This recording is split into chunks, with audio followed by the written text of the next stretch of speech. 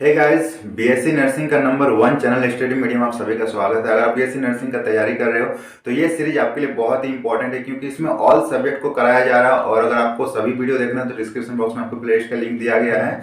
और अगर आप अच्छे से तैयारी करना चाहते हो तो हमारे ऐप के साथ जुड़ जाओ, जिसका लिंक हमने डिस्क्रिप्शन बॉक्स में दिया रखा है। वहां पे आपको पीडीएफ और क्लासेस सभी मिल जाएंगे लाइव और रिकॉर्डेड के साथ। ठीक है, तो चलिए शुरू करते हैं आज का वीडियो। पहला क्वेश्चन से दो वस्तुओं के बीच घर्षण का कारण है परस्पर आकर्षण, परस्पर विकर्षण, दोनों के बीच कुछ एडहेसिव फोर्स या फिर उनके पृष्ठों पर अनियमितता। तो इसका करेक्ट आंसर हो जाएगा ऑप्शन डी, उनके पृष्ठों पर अनियमितता की वजह से दो वस्तुओं के बीच घर्षण होती है। ठीक है, मतलब सरफेस में जो स्ट्रक्चर होता है उसमें अनियमितता, इसका सरफेस अलग होगा और इसका सरफेस अलग शेप का होगा। मतलब ये अगर मान लो प्लेन होगा तो ये रफ होगा और फिर उन दोनों में घर्षण होगा। अगर दोनों ही प्लेन हो जाएगा तो फिर घर्षण नहीं हो पाएगा। नेक्स्ट क्वेश्चन से द्रव चालित ब्रेक और द्रव चालित लिफ्ट युक्तियां हैं जिनमें तरल का प्रयोग किसका संचरण करने के लिए किया जाता है, बल, संवेग, दाब या फिर शक्ति। तो इसका करेक्ट आंसर हो जाएगा ऑप्शन सी, दाब। ओके, नेक्स्ट क्वेश्चन से किसी द्रव का क्वथनांक, ऑप्शन ए घुलनशील ठोस पदार्थ मिलाने से प्रभावित होता है, ऑप्शन बी द्रव दबाव में वृद्धि से बढ़ता है, ऑप्शन सी ए और बी दोनों एंड ऑप्शन इनमें से कोई नहीं। तो इसका करेक्ट आंसर जो होगा वो हो जाएगा दबाव में वृद्धि के साथ बढ़ता है। किसी भी द्रव का क्वथनांक जो होता है जब उसमें प्रेशर बढ़ाया जाता है तो क्वथनांक भी इंक्रीज होता है। ओके, नेक्स्ट क्वेश्चन है कौन सा सिद्धांत यह वर्णित करता है कि जब एक पिंड अंशतः या पूर्णतः तरल में डुबाई जाती है तो तरल द्वारा विस्थापित भार के बराबर एक ऊपरी प्रतिबल अनुभव जो होती है वो करती है, न्यूटन का, पास्कल्स का, आर्किमिडीज का या फिर हुक्स का। सो इसका करेक्ट आंसर हो जाएगा ऑप्शन सी, आर्किमिडीज। आर्किमिडीज का जो नियम है वो ये वर्णन करता है कि जब एक पिंड अंशतः या पूरी तरह तरल में डुबाई जाती है तो तरल द्वारा विस्थापित भार के बराबर एक ऊपर की ओर प्रतिबल अनुभव होता है। ओके, नेक्स्ट क्वेश्चन है पानी पर तेल तैरता है क्योंकि, ऑप्शन ए तेल का घनत्व पानी से अधिक होता है, ऑप्शन बी तेल का घनत्व पानी से कम होता है, ऑप्शन सी तेल पानी से मिश्रित नहीं होता है, ऑप्शन ए तेल पानी से अधिक सियान है। तो इसका करेक्ट आंसर हो जाएगा ऑप्शन बी, तेल का घनत्व पानी से कम होता है। तेल का जो घनत्व होता है वो पानी से कम होगा, इसलिए तेल जो होगा वो पानी पे तैरेगा। तो जिसका भी घनत्व कम होगा, ठीक है, जिसका भी घनत्व कम होगा वो तैरेगा, तैरेगा, और जिसका घनत्व अधिक होगा, जिसका घनत्व अधिक होगा उस पर कोई वस्तु तैरेगा। ठीक है, तो जिसका घनत्व अधिक होगा उस पे तैरेगा, जिसका घनत्व कम होगा वो तैरेगा। ठीक है, ये याद रखना। नेक्स्ट क्वेश्चन से अंगूठे से दबाने वाले कील लकड़ी में आसानी से चली जाती है क्योंकि, ऑप्शन ए कम क्षेत्र पर अधिक बल काम करता है, ऑप्शन बी कम क्षेत्र पर कम बल काम करता है, ऑप्शन सी कम बल पर अधिक क्षेत्र काम करता है या फिर अधिक बल पर अधिक क्षेत्र काम करता है।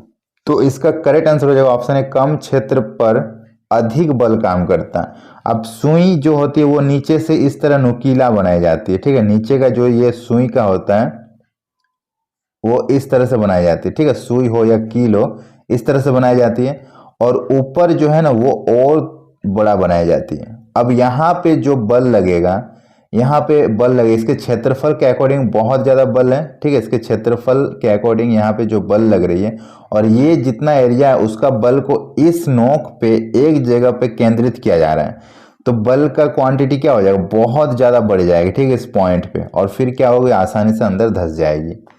नेक्स्ट क्वेश्चन है वस्तु के द्रव्यमान को उसके आयतन से भाग देने को क्या कहा जाता है, संवेग, घनत्व, त्वरण या फिर श्यानता। तो वस्तु का द्रव्यमान है उसको आयतन से अगर हम लोग डिवाइड करेंगे तो उसको बोला जाएगा घनत्व। ठीक है, घनत्व, जिसको हम लोग डेंसिटी के नाम से जानते हैं। तो density is the ratio of mass and volume. Next question है एक डायनेमो परिवर्तित करता है तापीय ऊर्जा को विद्युत ऊर्जा में, रासायनिक ऊर्जा को विद्युत ऊर्जा में, यांत्रिक ऊर्जा को विद्युत ऊर्जा में या फिर सौर ऊर्जा को विद्युत ऊर्जा में। तो इसका करेक्ट आंसर हो जाएगा ऑप्शन सी, यांत्रिक ऊर्जा को विद्युत ऊर्जा में। ठीक है, डायनेमो जो होता है वो यांत्रिक ऊर्जा को विद्युत ऊर्जा में कन्वर्ट करती है। नेक्स्ट क्वेश्चन है, जब किसी पिंड को किसी द्रव में पूर्णतः या आंशिक रूप से डुबाया जाता है तो वह एक ऊर्ध्वदिशिक बल का अनुभव करता है जो कि उसके द्वारा प्रतिस्थापित किए गए द्रव के भार के बराबर होता है। यह सिद्धांत किसने दिया था? यह सिद्धांत क्या है? न्यूटन का गति का नियम है, आर्किमिडीज का सिद्धांत है, गुरुत्वाकर्षण का नियम है, या फिर जल का सिद्धांत है? तो इसका करेक्ट आंसर हो जाएगा ऑप्शन बी, आर्किमिडीज का सिद्धांत। ठीक है, ये आर्किमिडीज का सिद्धांत है। नेक्स्ट क्वेश्चन है, जब कोई बंदूक चलाई जाती है तब वो गोली अग्रदेशिक बल लगाती है।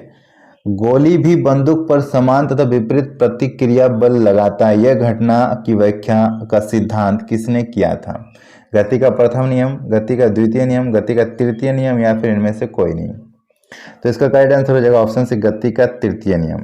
तो यहाँ पे मान लो ये बंदूक है, ठीक है, इस बंदूक से जब गोली दागी जाती है तो गोली जब इधर अपना बल लगा रही तो गोली जब आगे बढ़ी तो यहाँ एक पीछे की तरफ भी बल लगी। ठीक है, जिस वजह से ये बंदूक जो है वो पीछे की ओर एक झटका महसूस कर रहा है, और ये गति का तीसरा नियम कहता है। ठीक है, नेक्स्ट क्वेश्चन है, दूध को मथने पर मलाई इनमें से किस कारण से अलग हो जाती है? घर्षण बल की वजह से, संसंजन बल की वजह से, गुरुत्व बल की वजह से, या फिर अपकेंद्र सारी बल की वजह से? तो इसका करेक्ट आंसर हो जाएगा ऑप्शन डी, अपकेंद्र सारी बल की वजह से दूध से जो मलाई है वो अलग हो जाती है। इसको अपकेंद्र बल भी बोला जाता है, अपकेंद्र बल, अपकेंद्र बल की वजह से होता है। ठीक है, नेक्स्ट क्वेश्चन है, इनमें से कौन बर्नौली के सिद्धांत पे काम करता है? Gas lighter, gas stove, Bunsen burner, या फिर इनमें से कोई नहीं? तो इसका करेक्ट आंसर हो जाएगा ऑप्शन बी, गैस स्टोव जो होती है बर्नौली के सिद्धांत पे काम करेगी। नेक्स्ट क्वेश्चन है, इनमें से कौन सा कथन प्रेशर कुकर के लिए सही नहीं होगा? वाष्प भोजन को जल्दी पकने में मदद करती है। ऑप्शन बी, उच्च दबाव के अंतर्गत द्रव का क्वथनांक घटता है। ऑप्शन सी, ईंधन की खपत में यह बचत कराता है, या फिर इनमें से कोई नहीं? तो इसका करेक्ट आंसर हो जाएगा ऑप्शन बी, उच्च दबाव के अंतर्गत द्रव का जो क्वथनांक है वो घटता है। ये सही नहीं है, क्योंकि जब दबाव बढ़ती है तो क्वथनांक भी बढ़ता है। ठीक है, तो उच्च दबाव के साथ क्वथनांक बढ़ती है, ये सही होगा। नेक्स्ट क्वेश्चन है, किस फ़ारेनहाइट पर सेल्सियस का मान समान होता है? 0 degree Fahrenheit, 40 degree Fahrenheit, -40 degree Fahrenheit, या फिर 36 डिग्री फ़ारेनहाइट? तो इसका करेक्ट आंसर हो जाएगा ऑप्शन सी, -40 डिग्री फ़ारेनहाइट पे जो है फ़ारेनहाइट और सेल्सियस दोनों ही बराबर पाई जाती है। मतलब -40 डिग्री फ़ारेनहाइट का वैल्यू जो होगी -40 डिग्री सेल्सियस के बराबर होगी। नेक्स्ट क्वेश्चन है, वायु की क्षैतिज गति से होने वाले उष्मा के अंतरण को क्या कहते हैं? अविवहन, ऑप्शन बी संवहन, ऑप्शन सी चालन, एंड ऑप्शन डी विकिरण। तो करेक्ट आंसर हो जाएगा ऑप्शन सी चालन। ठीक है, वायु की क्षैतिज गति से होने वाले उष्मा के अंतरण को चालन बोला जाता है। नेक्स्ट क्वेश्चन है, बैरोमीटर में पारे के ऊपर के स्थान में थोड़ी आर्द्रता प्रवेश कराने पर क्या होगा? पारा का स्तंभ गिर जाएगा, पारा का स्तंभ ऊंचा उठेगा, पारा का स्तंभ गायब हो जाएगा, या फिर पारा का स्तंभ अपरिवर्तित रहेगा? तो इसका करेक्ट आंसर हो जाएगा ऑप्शन ए, पारा का स्तंभ अचानक गिर जाएगा। ठीक है, बैरोमीटर के ऊपर अगर थोड़ा सा भी आर्द्रता प्रवेश हो जाती है तो पारा का जो स्तंभ होता है वो गिर जाता है।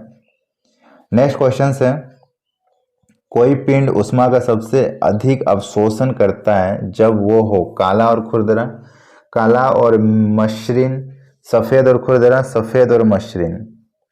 तो इसका करेक्ट आंसर हो जाएगा ऑप्शन है, काला और खुरदरा। जितना रफ सरफेस होता है और उसका कलर ब्लैक होता है वो उतना ही उष्मा का अवशोषण करता है। ठीक है, नेक्स्ट क्वेश्चन है, 100 डिग्री सेल्सियस पर बना भाप उसी ताप के पानी से अधिक तीव्रता होता है क्योंकि भाप एक गैस है, भाप बहुत अधिक दहनशील होता है, भाप बहुत अधिक ताप दे सकता है, या फिर इनमें से कोई नहीं? तो इसका करेक्ट आंसर हो जाएगा ऑप्शन से, भाप बहुत अधिक ताप दे सकता है। ओके, इसी वजह से 100 डिग्री पर जो बना भाप होता है वो पानी के अधिक गर्म होने के बावजूद भी वो सबसे ज़्यादा जलन पैदा करता है, क्योंकि उसमें लेटेंट हीट पाया जाता है, गुप्त ऊष्मा उसमें पाया जाता है। ओके, नेक्स्ट क्वेश्चन है, इंजन रेडिएटर में ताप का संचरण किस माध्यम से होता है? चालन द्वारा, संवहन द्वारा, विकिरण द्वारा, या फिर चालन और संवहन दोनों द्वारा? तो इसका करेक्ट आंसर हो जाएगा ऑप्शन डी, चालन एवं संवहन दोनों के द्वारा। ठीक है, इंजन रेडिएटर में ताप का जो संचरण होगा वो चालन और संवहन दोनों के द्वारा होता है। एंड नेक्स्ट क्वेश्चन है, वह प्रक्रम जो उपलब्ध ऊर्जा का क्षय नहीं करता है उसे क्या कहते हैं? रुद्धक्षोम प्रक्रम, समतापी प्रक्रम, आदर्श प्रक्रम, या फिर घर्षणहीन प्रक्रम? तो उस प्रक्रम को बोला जाता है रुद्धक्षोम प्रक्रम। ठीक है, जिसमें ऊर्जा का क्षय नहीं होता है। ओके, वीडियो अगर पसंद है तो लाइक कीजिएगा, सभी के साथ शेयर कीजिएगा और चैनल को सब्सक्राइब जरूर कीजिएगा। और तैयारी को अच्छे से करना है तो हमारे ऐप के साथ जुड़ जाइए, वहाँ पे आपको पेड कोर्स मिल जाएंगे, बहुत ही सस्ते में वो। और अगर पीडीएफ डाउनलोड करना है तो वो भी आपको ऐप में ही मिलेगा, बहुत ही शानदार 8000 क्वेश्चंस का पीडीएफ है। अगर वो भी पढ़ लेते हो तो एक भी क्वेश्चन नहीं छूटेगा, जिसका लिंक हमने डिस्क्रिप्शन बॉक्स में दे रखा है। और ये मिलते हैं नेक्स्ट वीडियो में, तब तक के लिए बाय बाय।